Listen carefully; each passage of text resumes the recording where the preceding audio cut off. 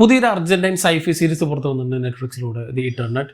ഇതൊരു post apocalyptic അല്ലെങ്കിൽ apocalyptic നേച്ചറുള്ള സീരീസാണ്. ഒരു സ്നോഫോൾ അത് വന്ന അല്ലെങ്കിൽ അതിൽ തട്ടിയ ആൾക്കാരൊക്കെ മരിക്കും.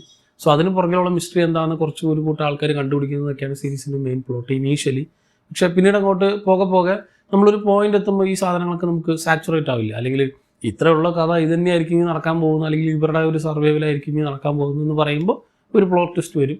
ദെൻ അതും നമുക്കൊന്ന് സാച്ചുറേറ്റ് വരുന്ന സമയത്ത് അടുത്ത പ്ലോട്ട് ട്വിസ്റ്റ് വരും. ഇങ്ങനെയാണ് ഈ സീരീസിൻ്റെ ഒരു പോക്കുള്ളത്. അതുകൊണ്ട് ആ ഒരു പ്ലോട്ട് ട്വിസ്റ്റുകൾ വരുന്നത് കൊണ്ട് നമ്മളെ ഒട്ടും അടുപ്പിക്കാതെ അടുത്ത് എന്തെന്നുള്ള ഒരു ആകാംക്ഷ നമുക്ക് ഒരു എൻഗേജിങ് ഫാക്ടർ ഉള്ളത് കൊണ്ട് ഓക്കെ മതി ഇനി നിർത്താമെന്ന് വിചാരിച്ചിരിക്കുമ്പോഴാണ് അടുത്ത സാധനം വരിക. സോ ഒരു ക്ലിഫ് ഹാങ്കർ എൻഡിങ് ഉള്ളത് കൊണ്ട് നമ്മളിങ്ങനെ കണ്ടിന്യൂസ് ആയിട്ട് നമ്മൾ ഇതിന് ബിഞ്ച് ചെയ്ത് കണ്ടിരിക്കാൻ തോന്നുന്ന ഒരു ഐറ്റമായിട്ട് എനിക്ക് തോന്നി. 6 എപ്പിസോഡുകൾ മാത്രമുള്ള എല്ലാവരും 1 മണിക്കൂറോ അതിൽ താഴെ റൺ ടൈം ഉള്ളത്.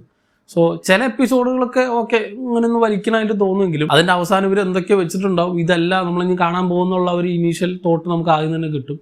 സോ അവിടെ മുതൽ ഈ സാധനം നല്ല എൻഗേജിങ് ആയിട്ട് പോകുന്നുണ്ട്. സോ അല്ലെങ്കിൽ ആ ഒരു ഫാക്ടർ ഓക്കെ ഇതല്ല, ഇതിനപ്പുറത്ത് വേറെ ഒന്നും വരാതിരിക്കും നമ്മൾ എക്സ്പെക്ട് ചെയ്യില്ല, അത് അതിൽ കാണിക്കുന്നുമുണ്ട്. സോ മൊത്തത്തിൽ ഇതിൻ്റെ പ്രൊഡക്ഷൻ ക്വാളിറ്റിയും അല്ലെങ്കിൽ ഇതിൻ്റെ സ്കെയിലും എനിക്ക് ഇഷ്ടപ്പെട്ടു. കാരണം ഒരു വളരെ ജനറിക് ആയിട്ട് അല്ലെങ്കിൽ വളരെ ക്ലീഷേഡ് ആയിട്ടുള്ളൊരു സാധനം ചെയ്യായിരുന്നു ഭയങ്കര ലോ ബഡ്ജറ്റിലേക്ക്. പക്ഷേ കുറച്ച് ബഡ്ജറ്റൊക്കെ ഇറക്കി ഗ്രീൻ സ്ക്രീനും ഒക്കെ പരിപാടിയാണ്. പക്ഷേ നമുക്ക് ഫീൽ ചെയ്യാത്ത രീതിയിൽ ആ ഒരു അറ്റ്മോസ്ഫിയർ തന്നെ ക്രിയേറ്റ് ചെയ്യാനവർക്ക് പറ്റിയിട്ടുണ്ട്.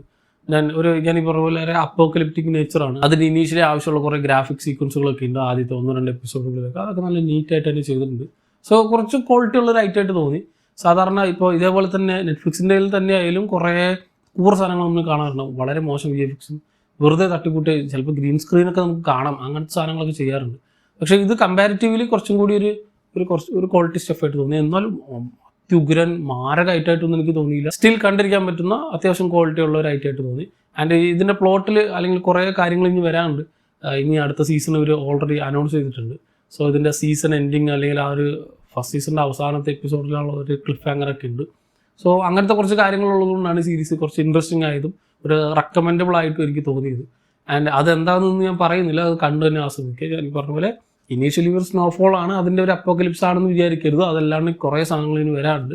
ഇതിൻ്റെ ട്രെയിലറും ടീസറൊന്നും കാണാതെയാണ് ഞാൻ കണ്ടത്. അതുകൊണ്ട് എനിക്കൊരു എക്സൈറ്റ്മെൻറ്റ് ഫാക്ടർ ഉണ്ടായിരുന്നു, ഒരു പിടുത്തുണ്ടായിരുന്നില്ല എന്താ വരാൻ പോകുന്നുള്ളത്. ആ രീതിയിൽ തന്നെ കണ്ടുപോക്കുക എന്നാണ് എനിക്ക് പറയാനുള്ളത്, ഇതിൻ്റെ പ്ലോട്ടൊന്നും അറിയാതെ. സോ കുറച്ച് ഇൻട്രസ്റ്റിംഗ് ആയിട്ട് തോന്നും. ഇതിൻ്റെ സ്പാനിഷ് ഭാഷയിലാണ് ഞാൻ കണ്ടത്, ഒറിജിനൽ ഓഡിയോ സ്പാനിഷ് ആയിരുന്നു. ഇംഗ്ലീഷും വേറെ ബാക്കിയുള്ള ഓഡിയോസൊക്കെ ഉണ്ട്. സോ 6 എപ്പിസോഡുകൾ മാത്രമേ ഉള്ളൂ. ഇതിൻ്റെ എല്ലാ എപ്പിസോഡുകളും നെറ്റ്ഫ്ലിക്സിൽ അവൈലബിൾ ആണ്. First season, second season already announce ചെയ്തിട്ടുണ്ട്. സോ ഈ സീരീസ് നിങ്ങൾ കണ്ടവരാണെങ്കിൽ സീരീസിനെ പറ്റിയുള്ള നിങ്ങളുടെ അഭിപ്രായം കമൻറ്റ് ചെയ്യുക. മറ്റൊരു വീഡിയോയിലൂടെയും കാണാം.